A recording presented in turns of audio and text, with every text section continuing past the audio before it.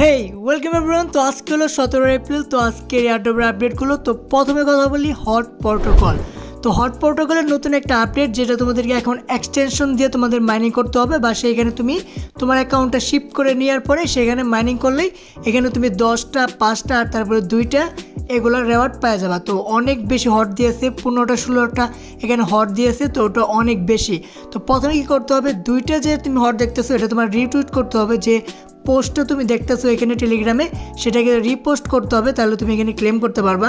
দ্বিতীয়ত তোমাদেরকে এক্সটেনশনে নিয়ে যেতে হবে। তো এখন তো এটা আমি করি নেই নিজেই, তো কালকে বা পরের ভিডিওতে আমি যখন নিজেরটা করে ফেলাবো তারপরে তোমাদেরকে সবাইকে দেখাই দেবো যে কীভাবে তুমি এই কয়েনগুলো নিতে পারবা।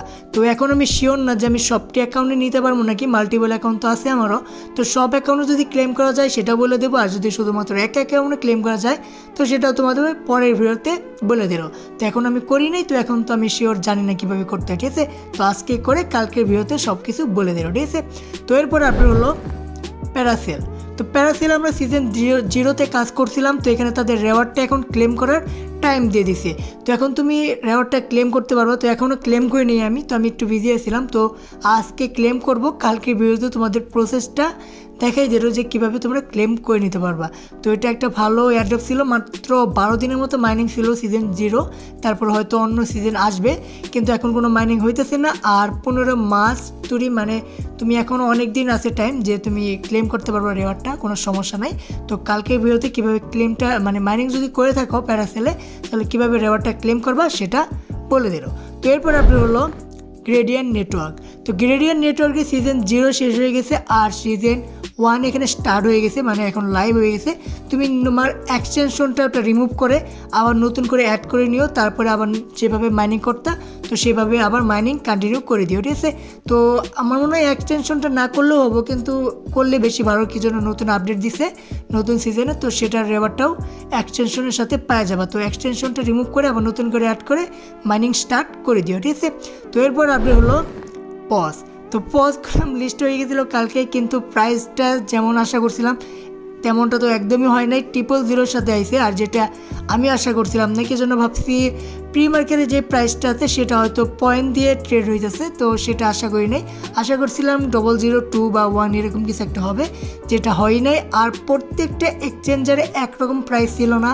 ম্যাক্সিতে একরকম ছিল, বাইবিটে একরকম ছিল, বিটকেটে একরকম ছিল, মানে 1 পয়েন্ট করে তফাৎ ছিল প্রত্যেকটা এক্সচেঞ্জনে, মানে এক্সচেঞ্জারে। এটা গেলাম ঠিক না, একটা প্রাইজের সঠিক প্রাইজে থাকা দরকার সবটি এক্সচেঞ্জারের মধ্যে। এটা গেলাম বেশি স্ক্যামের দিকে চলে গেছে। তো আমার পাউস থেকে তো ভাই কিছু হয়ই নাই। তো আশা করি যারা তোমরা মাইনিং করছো তারাও কিছু করো নাই।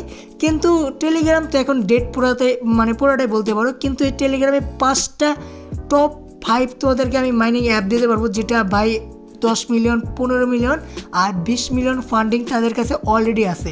তো এই প্রজেক্ট তুমি 5টা যদি মাইনিং করো তাহলে এখান থেকে তুমি ডিসঅ্যাপয়েন্ট হবা না, এখান থেকে ভালো একটা রেওয়ার্ড পেতে পারো। ইউজারও অনেক কম, আর আলতু ফালতু কোনো মাইনিং করার দরকার নেই। টেলিগ্রামে টেস্টনেট করতে পারো, সেগুলো রেওয়ার্ড ইউজারও কম থাকে, রেওয়ার্ডটা পাওয়ার চান্স বেশি থাকে। তো আমি সেই ভিডিওটা আপলোড করে দেবো 2-3 দিনের ভিতরে, যেখানে তুমি 5টা মাত্র টেলিগ্রাম ইউজ করবা অ্যাপ, যেখানে তুমি ভরপুর রেওয়ার্ড পাই যাবে। আর ফান্ডিংও তাদের 10 মিলিয়ন 15 মিলিয়ন, একটা মাত্র 20 মিলিয়নের উপরে ফান্ডিং আছে।